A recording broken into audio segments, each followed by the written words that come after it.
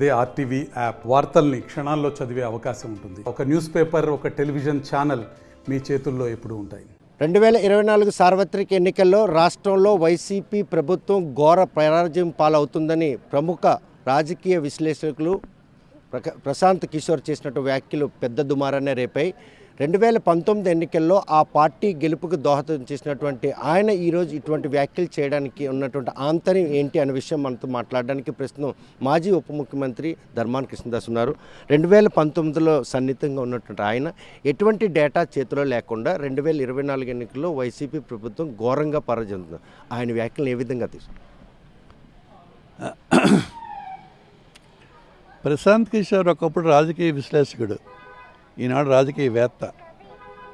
అతను రాజకీయాల్లో ప్రత్యక్షంగా అతను వచ్చి ఒక పార్టీకి ఉపాధ్యక్షుడిగా కూడా ఉండి ఇవాళ రాజకీయ లబ్ధి కోసం తదనుగుణంగా తను మాట్లాడడం అంత ప్రారంభించడం జరిగింది.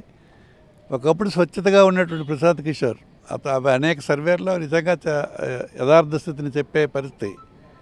కానీ ఈవేళ ఒక రాజకీయ ప్రయోజనం కోసం అతను చేసే ప్రయత్నంలో భాగంగా ఆయన ఏ మాటలు చెప్పినా ఇక్కడ ఏ సర్వేలు చేయకుండా మైండ్ గేమ్ ఆడే ఇటు భాగంలో చంద్రబాబుని కలిసి ఆయన డైరెక్షన్ మేరకు ఆయన ఇప్పుడు మాట్లాడడం జరుగుతుంది. గతంలో ఇదే పరిస్థితి లగడపాటి రాజగోపాల్కి కూడా ఉండేది. ఆనాడు 2019 ఎన్నికల ముందు లగడపాటి రాజగోపాల్ కూడా ఖచ్చితంగా తెలుగుదేశం పార్టీ ప్రభుత్వం అధికారంలోకి వస్తుందని చెప్పిన తర్వాత నేను వెళ్ళి జగన్మోహన్ రెడ్డి గారికి కలిశాను. అతను ఆ రోజు లోటస్ పాండ్లో ఉన్నారు. ఆయన లండన్ వెళ్ళడానికి రెడీ అవుతున్నారు. ఆ టైం నేను అది అడిగాను, అన్న లగడపాటి సర్వే ప్రకారంగా మనం ఓడిపోతున్నాం, వాళ్ళు గెలుస్తున్నారు అని చెప్పారు. అంటే వీళ్ళు రాజకీయ బ్రోకర్లా తయారైన సర్వే టీమ్స్ కూడా ఒక వ్యక్తి ప్రయోజనం కోసం మైండ్ గేమ్ ఆడేటట్టుగా తయారవుతుంది. దానికి మినహాయింపు లగడపాటికి కూడా లేదు. ఆయన చెప్పింది 100కి 100 వాస్తవం. మనం నాట్ లెస్ దెన్ 135 సీట్స్ మనం ఖచ్చితంగా మన అధికారంలోకి వస్తాం. అలాగే శ్రీకాకుళంలో మెజారిటీ సీట్లు మనం గెలుస్తున్నాం. నువ్వు కూడా 15,000 మేటికి పైన మెజారిటీతో గెలుస్తూ ఉన్నది మన సర్వే ఉంది కనుక అది నువ్వు ఎక్కడ అసలు ఆలోచన కూడా అక్కర్లేదు, నేను చెప్తున్నాను రాసుకో, we're getting not less than 135 seats అని చెప్పాడు. తదనంతర ఫలితాలు మనం తెలుసుకున్నాం. 151 సీట్లతోటి ఘన విజయం సాధించాం. నాకు 15,000 అనేది 19,000 వచ్చింది. అలాగే మన శ్రీకాకుళంలో కూడా మెజారిటీ సీట్లు మనం కైవసం చేసుకున్నాం. మరి ఈవేళ ప్రశాంత్ కిషోర్ కూడా దానికి భిన్నంగా అతనేం లేడు. ఆయన కూడా చంద్రబాబుకి ఏదో మేలు చేయాలని తపంతో మొన్న అతనికి కలిసి స్వయంగా అతనితో అంతరంగా మాట్లాడుకొని అతను ఏ సర్వేలు చేయకుండా ఈవేళ మైండ్ గేమ్ ప్రకారంగా అతను చెప్పినటువంటి మాట ఇది పూర్తిగా అవాస్తవం. ఒకవేళ అతను చెప్పిందే నిజమైతే ఈవేళ చంద్రబాబు వైఖరి ఎక్కడైనా దానికి అనుగుణంగా ఉందా? పవన్ కళ్యాణ్ అతనికి ఇచ్చిన 24 సీట్లు తీసుకొని ఆ 24 సీట్లో 4 సీట్లే ప్రకటించి 5 సీట్లు ప్రకటించాడేమో. మిగతా సీట్లలో ప్రతి దగ్గర కూడా ప్రకటించిన కూడా తగులు పడుతున్నారు, ప్రకటించిన కూడా తగులు పడుతున్నారు. టీడీపీ వర్సెస్ జనసేన కూడా తగులు పడుతున్నారు. ఇప్పటికి ఒక ప్యూరిటీ స్వచ్ఛత లేనటువంటి పరిస్థితి ఇవాళ అక్కడ ఉంది.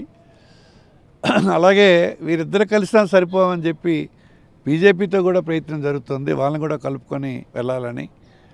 అసలు చంద్రబాబు బలవంతుడైతే అతనే గెలిచేటట్టు అయితే ఇవన్నీ ఎందుకని నా అభిప్రాయం. ప్రశాంత్ కిషోర్ కొన్ని సూచనలు కూడా చేశారు. భవంతిలో కూర్చొని బటన్ నొక్కినంత మాత్రాన ప్రజలు ఓట్లు రాలు, అధికారం ఇచ్చే పరిస్థితి లేదు, యువతకు ఉపాధి లేదు, సంక్షేమ పథకాలు ఉచితం పేరుతో ఈరోజు రాష్ట్ర ఖజానాను పూర్తిగా ఖాళీ చేస్తున్నారు. ఇవేవి కూడాను వచ్చే ఎన్నికల్లో వాళ్ళకి అంటే ఇది మీకు వచ్చే ఎన్నికలు సూచన ఇచ్చినట్టు ఏమైనా అనిపిస్తుంది ఆయన మాటలు? ఒక ప్రభుత్వ ప్రయారిటీస్ ఎప్పుడు కూడా మేనిఫెస్టో ద్వారా తెలియజేపరుస్తారు.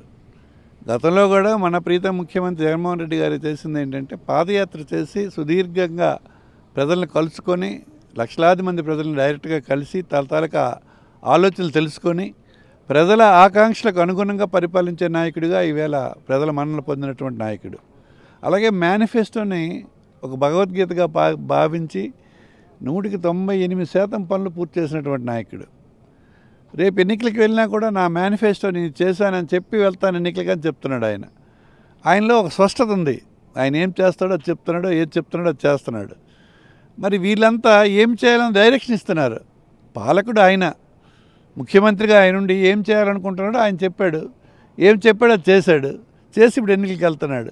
తన ప్రయారిటీస్ విద్య, అతని ప్రయారిటీస్ వైద్యం, అతని ప్రయారిటీ వ్యవసాయం, ఇతర సంక్షేమ కార్యక్రమాలు, ఇవన్నీ కూడా తూచా తప్పకుండా చేసినటువంటి నాయకుడు జగన్మోహన్ రెడ్డి గారు. కనుక ఇటువంటి మైండ్ గేముల వల్ల ఓట్లు ఏమి రావు. ప్రశాంత్ కిషోర్ గారు చాలా బాగానే చెప్పారు, దాంతో సంతోషపడమనండి. ఇంకా 40 రోజులు ఉంది ఎలక్షన్. కాగల కార్యం గంధర్వులే తీరుస్తారు. ఎప్పుడు ఎన్నికలు జరిగినా ఈ రాష్ట్రంలో వచ్చే జగన్ గారి ప్రభుత్వం, వైఎస్ఆర్ ప్రభుత్వం, ఈ రాష్ట్రాన్ని ముఖ్యమంత్రి వైఎస్ జగన్మోహన్ రెడ్డి. రాష్ట్ర సచివాలయాన్ని తాకట్టు పెట్టి 370 కోట్లు అప్పు వాడారని ప్రతిపక్షాలు ఆరోపిస్తున్న ఆధారాలతో పాటు ఏ విధంగా ఒక ఇల్లు కట్టేటప్పుడు ఖచ్చితంగా కొంత అప్పు వాడతాం. అంత మాత్రాన ఆ ఇల్లు కట్టకూడదని చెప్పాలా? లేకపోతే ఇప్పుడు అలాగే ఒక వ్యవస్థలో సరైనటువంటి వ్యవస్థ కావాలి, ఈ ప్రభుత్వ అవసరాలు ప్రజలకు ఏవైతే గుర్తించాడో అవి చేయాలన్నప్పుడు ఖచ్చితంగా అప్పులు జరుగుతాయి. గతంలో ఆయన చేసిన అప్పుల కంటే మనం వాడిన అప్పులు తక్కువ, ఆయన వాడిన అప్పులు కూడా మనం తీర్చాం. కనుక అప్పులు వాడకుండా సచివాలయాలు, ప్రతి గ్రామంలో ఒక సచివాలయ పరిధిలో వెల్నెస్ సెంటర్లు, రైతు భరోసా కేంద్రాలు, సచివాలయ ప్రాంగణాలు, మరి స్కూళ్ళు, నాడు నేడు ద్వారా స్కూళ్ళు, హాస్పిటల్స్ బ్రహ్మాండంగా డెవలప్ జరిగింది.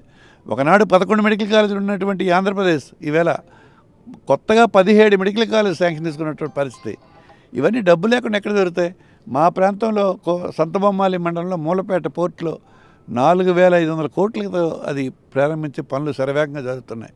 అలాగే అక్కడ ఉద్దానం ప్రాంతంలో కిడ్నీకి అవసరమైనటువంటి వాటర్ గ్రిడ్ 700 కోట్ల రూపాయలతో ప్యూరిఫైడ్ డ్రింకింగ్ వాటర్ ప్రజలకు ఇచ్చేటట్టుగా మనమే పునాది వేసాం, మనమే ఓపెన్ కూడా చేస్తాం.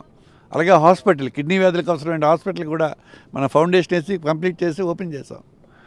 అలాగే ఇప్పుడు మేము చేస్తున్నవన్నీ ఓపెన్ చేస్తున్నాం. ప్రతి గ్రామంలో కూడా ఒక కనీసం 1 కోటి రూపాయలు తక్కువ లేకుండా అభివృద్ధి పదాలు ఈ 3 జరిగాయి. అవే కాకుండా ప్రజలకు నేరుగా అకౌంట్లో వివిధ పథకాల ద్వారా పెద్ద ఎత్తున ప్రతి సచివాలయ పరిధిలో కూడా కనీసం ఒక 10 కోట్లకు తక్కువ లేకుండా ప్రజలకు ఇవ్వడం జరిగింది. ఆ ఉచితం అనేది ఈరోజు రేపు ఎన్నికల గెలుపుకు దోహదపడదని ప్రశాంత్కి నొక్కి వక్కాలించాం. ఇవన్నీ కాగల కార్యం అందరూ చేస్తారని చెప్పాను. ఇప్పుడు మనం ఒక ఆలోచనతో ప్రజలకు ఏది అవసరమో అది చేయడం జరిగింది. అది ప్రయోజనం జరుగుతుందా లేదా అన్నది మాకు తెలుసు, మేము అనుకుంటున్నాం ఖచ్చితంగా దాని ప్రయోజనం ఉంది. గ్రామాల్లో ప్రజలకు సేవ ఎప్పుడో ఒకప్పుడు లైన్లో వెళ్ళి తరబడిపడి వాళ్ళు ఎప్పుడు ఇస్తారో తెలియనటువంటిది సచివాలయ వ్యవస్థ వచ్చిన తర్వాత మరి వార్డు వాలంటీర్లు తీసుకెళ్ళి ఇంటికి తీసుకెళ్ళి ఇస్తున్నారు. ఇది ప్రయోజనమా కాదని ప్రజలు నిర్ణయిస్తారు. ప్రజల మనోగతం ఆల్రెడీ నిర్ణయం అయిపోయి ఉన్నారు. వాళ్ళు ప్రజలు ఎప్పుడు కూడా ఎవరి దగ్గర వ్యతిరేకంగా మాట్లాడరు. వాళ్ళ అభిప్రాయాన్ని నిష్కర్షగా ఆ రోజు అభిప్రాయం ఓటర్లో తెలియచేస్తారు. ఖచ్చితంగా మనకు ఓట్లు అనుకూలంగానే వస్తాయి. మేమైతే 100% నమ్ముతున్నాం. ఈవేళ దేశ సర్వేల్లో కూడా మనకు అనుకూలంగానే ఉంది.